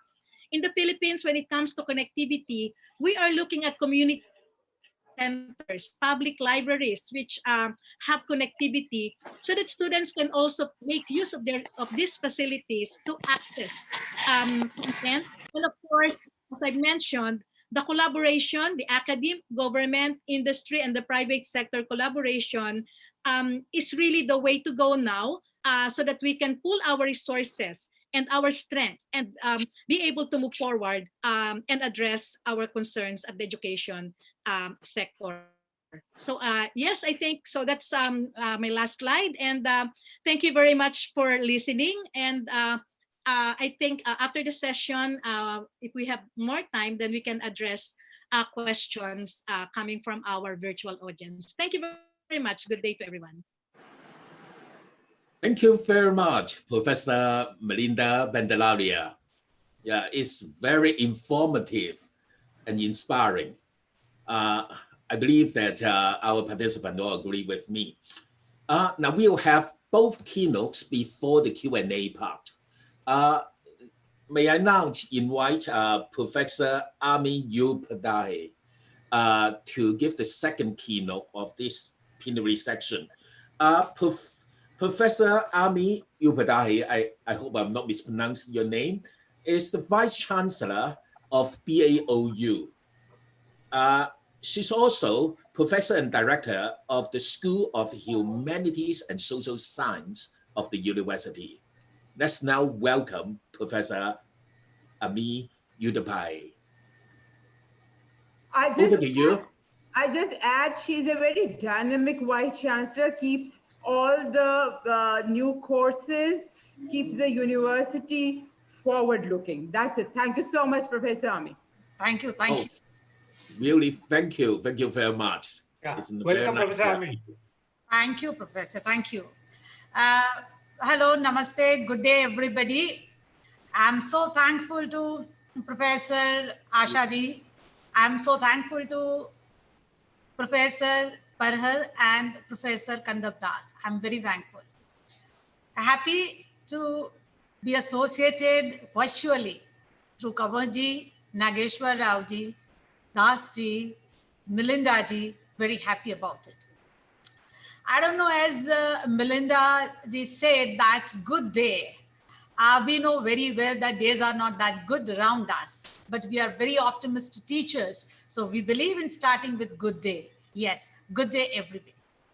Since 23rd, as Melinda ji most focused on the numbers, figures, and situation in Philippines, the situation in India is not that great even today. No doubt, all the precautions are being taken to solve the problems related to pandemic, but still we are facing that. Since 23rd of March, India has been witnessing very strict lockdown, little bit relaxation after 20th, but Ahmedabad, especially in Gujarat, is the third highest numbers, particular city with corona affected people. After lockdown, here we have been witnessing huge rush towards online learning. But when I look at it, I do remember, years back when I entered into online system, I had come across one of my nieces. She said me that you need not to worry, auntie. I have downloaded entire my graduation syllabus. Now you need that when it comes to online learning, one mindset is that you have downloaded means you have acquired the degree or knowledge. So that we have been witnessing today. No doubt there is increase in the interest in online learning. But the question that I witnessed today or observed today in India is, are we really prepared for online? Second, have we changed what is this mindset of people in India? if you look at, if I'm not wrong, I think Open University Vice Chancellors or Open University related faculties in India would agree to that. Still, mindset for open learning in India is not that open. They always compare it with the conventional outset, and they say conventional is better. So now they are moving towards online, and I'm very optimistic that this would change mindset of people for online learning also. When it comes to MOOCs or platforms related to online learning, India is a little bit reluctant or comparatively lesser flexible in allowing or having more platforms. We have wonderful platform by UGC, that's a SWAYAM platform. IGNOU has played a very vital role in that. But still, for regional necessity, regional courses, and keeping regional demand in mind, courses in regional language, in the regional particular platforms is still missing in India. And especially in the time of this pandemic, I think learners are facing that. They are coming to us with more of those kinds of demand. And we have been offering in regional languages on our indigenous MOOC platform. Now, when it comes to COVID or Corona, UGC, MHRD, they have notified, certain notifications are out that what they are supposed to, the faculties or students are supposed to do. I would be looking at the whole thing from a different perspective. Because when we talk to the stakeholders, first comes the learning priority. Education is priority for how many? When I talk to many people, the first is, oh, lockdown, we are locked in home. The freedom is not there. Second, they are talking about huge economy. They are talking about psychology. Now, no socialization, so psychologically disturbed, depressed. Second, they are talking about economy. I think education comes comparatively quite a later number when matter comes to general people, general audience. So first, what is the priority? Second comes crisis. When they want to really learn, they will try to find out how many online courses, online platforms are available to them. And that also with the comfort zone of language and the interest of subjects. That is very important. Again, I think we need to do a lot in that case. After that crisis comes poverty. That some courses, they say that in higher education, whosoever has higher secondary education, they'll be able to do it. This particular course, they'll be able to learn. Are they able to learn? Because there we find learning poverty. The level of students, that's comparatively very different. So reaching to every different on the same platform is very difficult. And so somewhere, a lot of variations required in the content, courses, languages, and even the platforms. The format in which the content reaches to them. I'm reminded of Professor Einstein. Once, the students told him that, sir, this is the same question paper of last year, the same one. He said, yes, I know, but I expect different answers from you. Now this, I think, is applicable to online learning. We may have students with different level, how everybody will get something for them. So a flatter, choice-based credit system, CBCS in right perspective. CBCS choice-based credit system in the subject, whatever subject they want, something is available to everybody. Second, the level. There might be a poor student, mediocre and very brilliant. Everybody is getting something for him or her. I think we need to work on that also. That is also missing here. When it comes to India, I don't know, but in general, regional state open universities, the level of faculties is not like central universities or maybe the institutes of eminence and all that. So distance learning, first, digital literacy is very important. Many a times, the students today, the learners are very well equipped with digital literacy. But unfortunately, many faculties are not. So a lot of training is required for that, whether it is Zoom or WebEx, this or that. Even, about Zoom, the safety of students, every teacher should be concerned for that also. Today, only in the newspaper in Gujarat, Nirma University student complain to National Commission for Women for some, something going wrong during the Zoom class. So this is, again, when we talk about online learning, all these things are very, very, very important. When we talk about from conventional class to the online learning, this is the transition phase. Now they are entering into the transition phase with a lot of social, cultural, psychological packages. They are passing through every day, you don't do this, you have to wash your hands, you have to do this. Oh, you are coughing, I hope nothing is wrong. So something continuously is going on every day, maybe on the e-newspaper, these many affected, these many deaths. And with parallel to that, you have to increase interest in academics among the students. It's a huge challenge. It's really a huge challenge. There are certain subjects, in that case, online is comparatively easier. But in certain subjects, it's challenging. So the faculties will have to prepare themselves for those challenges that they will be facing. One very common observation that, I have been associated with Association of Indian Universities in the VC group, even in Gujarat also. Many times leaders are, very happy that we are using latest technology for online learning, teaching too, but their focus is on the technology. This is not technology centric, I think, the time. We need to be more student centric.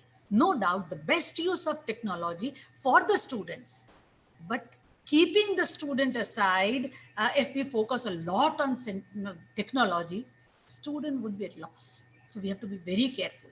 Many a times teachers boast a lot using latest technology, but have we succeeded to reach to the students? So that feedback is very, very important. So somewhere we'll have to think about that also. Many times what happens that a novice learner who has recently shifted to the online learning may not, though the student might be good, but may not perform good. The output might not be that great. Parents and teachers will have to cooperate, motivate, encourage him for a lot of, varieties. Audio, visuals, movies. For example, in my university, before starting online, I conducted a meeting for all literature, humanities and social sciences classes. That after every, when you finish your class, links, videos, movies related to that you will talk. And I told every faculty from science, commerce, everything, that if your lecture has a span of 30 minutes, 5 minutes you will talk about anything under the sky that would really interest students. You may talk about some Hollywood, Bollywood hero, you may talk about literature, some good movie, anything, some new place. So that would keep their interest intact. When matter comes to face-to-face learning, the space, that chronamics, space is less. So space language is less, you are comparatively closer to them, the attention span is comparatively longer. But I've observed, my study says that many a times in online learning, that attention span is comparatively shorter. So using various technologies, models, various models through which you will try to keep intact their attention span, maybe by a few questions, through certain good humor during your lecture. For example, I got introduced to distance learning in my 8th standard when my teacher always straying in distance talks, straying away from the topic. So that was the distance learning. So open and distant learning, yes, he is a student of open and distant learning who keeps on moving in open air, always distant from the teacher and classroom. It's a humor. So somewhere you will use anecdotes, humor, jokes to keep your students with you. So that's very important. Sometimes dependency on technology of a teacher is so much that technology is not there. As a teacher, I cease to survive. So no, the teacher, teaching, student, they are in the center. Many a times, when we talk about choice of subjects, choice of medium, there are various, one may use radio. For example, in West Africa, while Ebola, they use community radio for education purpose like anything. Today, China even used online learning a lot during COVID time. So first of all, what medium reaches to the student, learner? TV, as we have internet enabled Swadhyay TV. our university, Dr. Babasaheb Ambedkar Open University. We have complete 24/7 educational channel, Vande Gujarat, allotted by state government. We have Swadhyay TV, internet-enabled TV channel. We have schedules, and many a times we keep parallel things also available to them. So they have choice of their own what to. So they have platform, forum, format of content. What today my mood is generally to read script. I'm busy doing my some work, but I can listen. So I will listen the audio. I would like to, so video, audio, maybe script, some games in language teaching, why not? And computer literacy, why not? So these things are possible. In our university, we have tried Telegram, where first year become students or this certificate course students, they are in continuous touch with the students, faculties through Telegram. So the Telegram also works wonderfully. Many a times when matter comes to online, whether it is available or not, what content, the teachers say that we do not have enough courses available.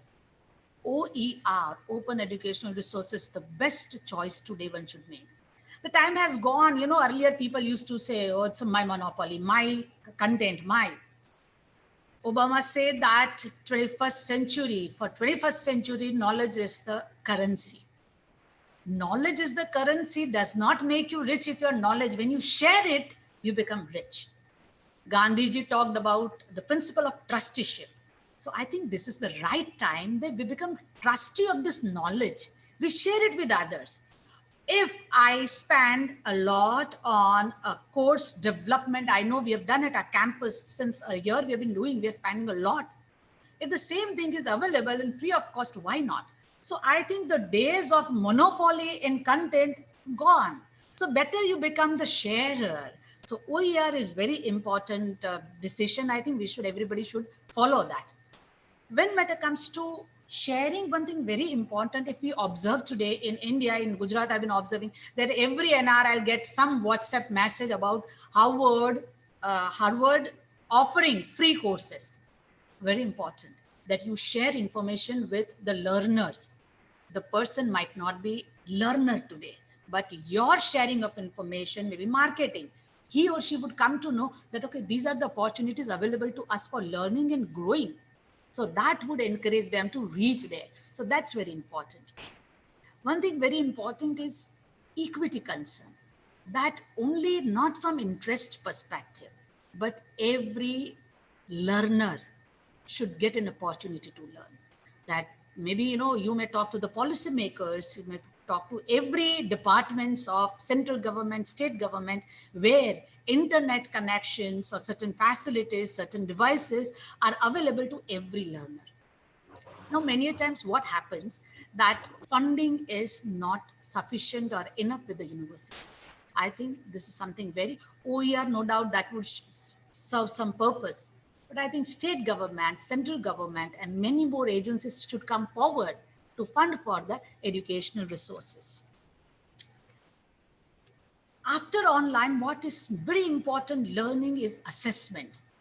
Today in India also, UGC has formulated a committee. They're working wonderfully on the assessment examination. How shall we do it? No doubt for assignments, we have started inviting online assignments and everything. But again, assignment and soft copy, pledge check and everything will be issues. Secondly, evaluation assessment can be, certain universities have declared open book examinations also. Good idea, not bad. But again, we have to train students for open book examination. So after this COVID or Corona, online learning, the platforms available, teachers available, everything. But assessment needs huge discussion from the stakeholders, especially the experts. And I think in very near future, we'll come out with few options, available options to various universities or various organizations. When matter comes to online learning, distance learning, pandemic time, we know that things are not good around. The situation is not all good. But being teachers, being stakeholders in academics, let us decide that how to convert this very bad situation into something good, that is making more people realize that online learning is important. Open educational resources are really open, and we need to be open-minded towards them, the use of it and offering of it. Third, something very important, let in online learning also, teaching be very student-centric, not simply technology-centric. I would be very thankful to all the authorities for making me a part of this conference. Dr. Babasaheb Ambedkar Open University from Gujarat, India is very open for every good idea from every corner of the world. Thank you so much. Thank you very much, Ami. I believe that everyone participating is really grateful. I find the keynote not only impressive, your passion is also very touching. Now, I noticed that one word that has appeared in our chat box is practical. Now, the keynote has been highly practical, highlighting important points that we may look at. Melinda has highlighted what has happened in her university, what has been done to help people in the Philippines, and also highlight the way forward, what possible actions that we should take.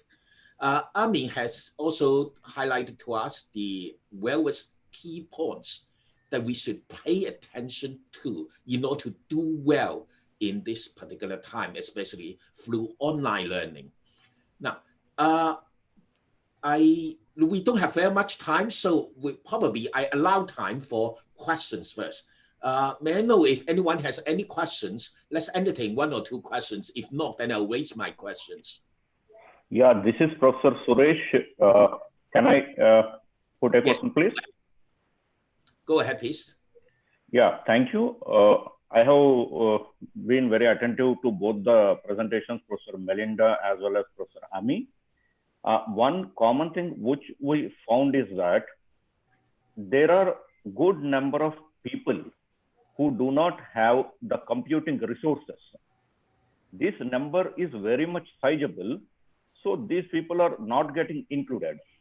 Now, irrespective of whatever work is going to be done in this field of online learning and whatever training programs, whatever is being done, ultimately, these people are not going to get benefited, and this is a sizable number.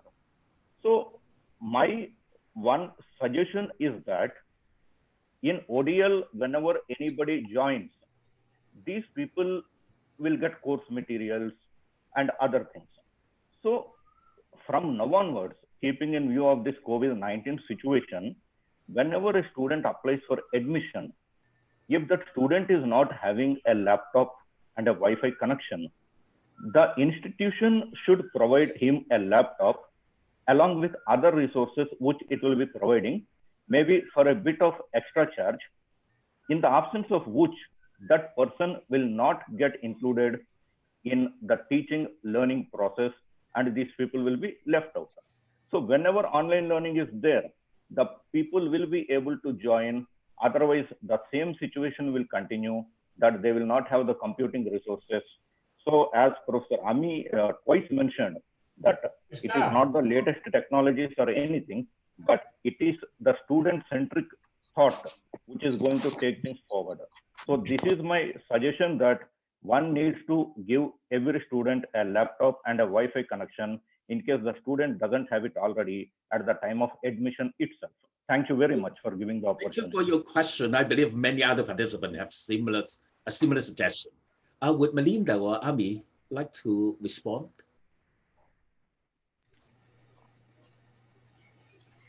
Yes, I think at our, when it comes to state of Gujarat has given tablet to every student in cost of 1,000 rupees. The rest of the amount is paid by the state government. So in state of Gujarat, that initiative has already been taken. And I think, yes, it's a good suggestion when we talk about, but again, somewhere We have to think about the funding to the universities also, for how would they reach to the students. So I think when I discussed about funding, somewhere we will have to think about that also. I'm very happy the suggestion is really student-centric, but somewhere the funding agencies should come forward for that. I'll just add this: the state of Assam, the state of Uttar Pradesh, which is one of the biggest states in India, they are giving computers, laptops to the students. So I think it is going on. Various state governments, they are doing that.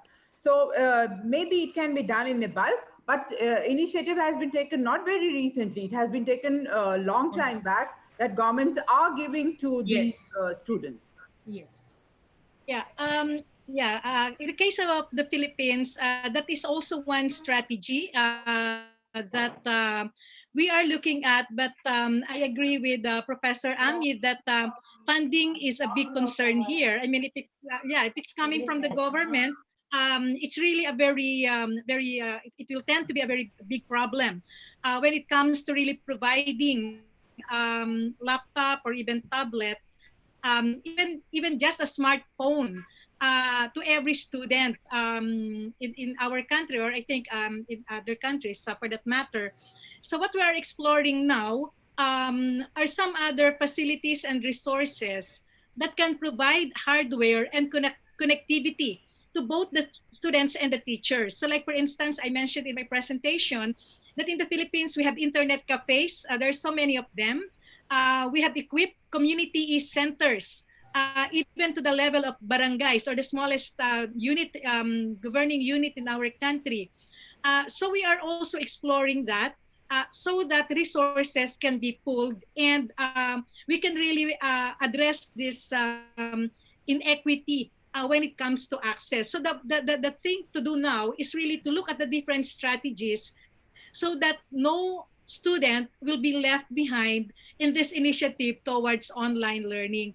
And again, I think for our country, specific for the Philippines, we are really looking at blended learning as the way to go. So that part of that instruction will still be done face-to-face with social distancing in mind.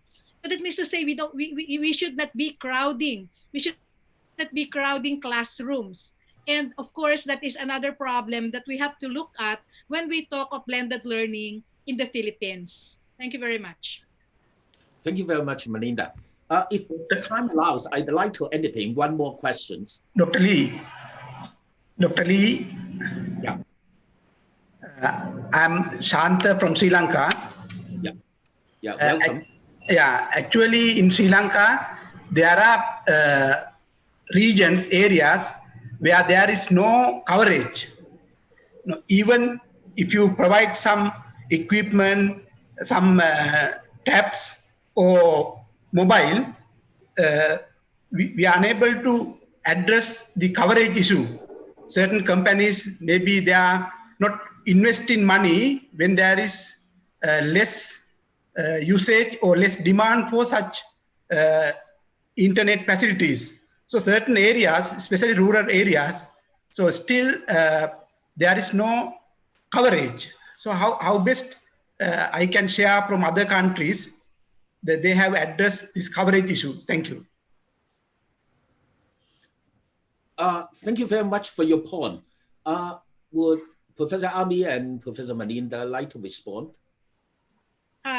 Yes, Casey. I think I agree with you with that observation. And I guess that is true. That situation is true, not only in your country, in our country, but in other countries as well. So what we are looking at, given that there are still a significant portion of our society doesn't have access to the internet, is really to go the first generation distance education program. I mean, we go with the printed materials and them to the students and implement distance education the way we've been doing this thing before. I mean, before this proliferation of the internet access. But the thing is, we have to have this strategy. We can even still use the digital content minus the internet. So we can provide them with the digital content. They can use whatever hardware they have, computer PCs like that, but can still access digital content put in an offline version. I think there are also many initiatives like that, where in the offline version of the digital content. Thank you for the thought as well. Thank you. Yeah, thank you. Professor Ami. Yes, sir. When it comes to India, especially in Gujarat, even in India, we have observed that no doubt digital content still, the psychology is more towards something in hard copy to feel the books. Okay. Thank you very much. Thank you very much for the responses, and thank you very much for the questions. It is about time for the end of this section. I have to conclude now because time is up. Once again, I'd like to express our many sincere thanks on behalf of the organizers to Professor Melinda and Professor Ami for the very informative, inspiring, and also passionate talk. Yeah, we'd like to have many such sharing, and it is what we really need for open education. Cooperation, collaboration is important for our profession, for what we do for education in the world. Thank you too for all the participants, almost 300. Thank you very much for staying with us. Now, the next section will come in about 10 minutes time. So stay tuned. Yeah, hope to see you again. Thank you very much for your participation. Let's take a break. Thank you. Thank you very much. Thank you. Thank you. Thanks, Casey. Thank you, Casey. Thank you, Melinda. Thank you, Ami. Thank you all. For a nice session. So Thank let me you. just have make a housekeeping announcement. So we'll have a little break now, okay, for around 5 to 10 minutes. Then we start with our technical session number 1. So those who are presenting their papers in technical session 1, please be ready. We'll start around 12:10. Okay. Then we'll have lunch break, and after lunch break, we'll have 2 p.m. Indian Standard Time by Professor Srikant Mahapatra, Vice Chancellor, Odisha State Open University. And the next one will be at 3:30 Indian Standard Time by Professor E. Bayunandan, Jaswantarao Chaban, Maharashtra Open University. Okay. So this is the announcement, and after that,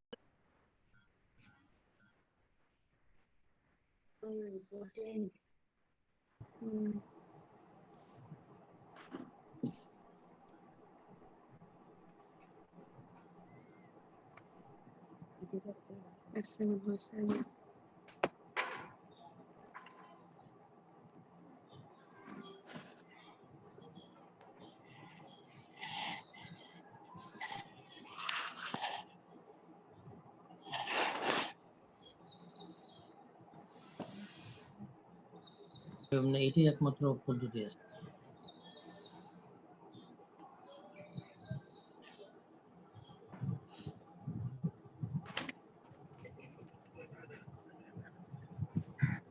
বাপরে, এটা আবার কি আসছো? ভারুর লস্কর। ভারুর লস্কর আমারটা আসে নাই।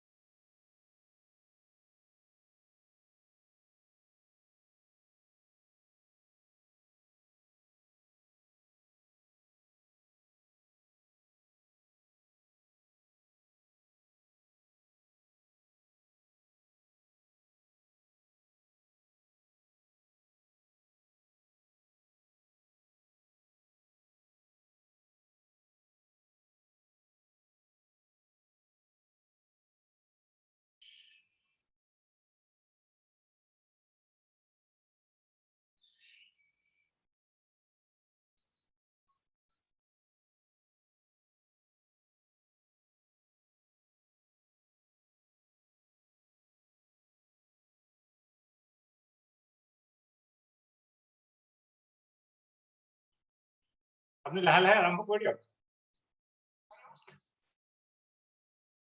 Hello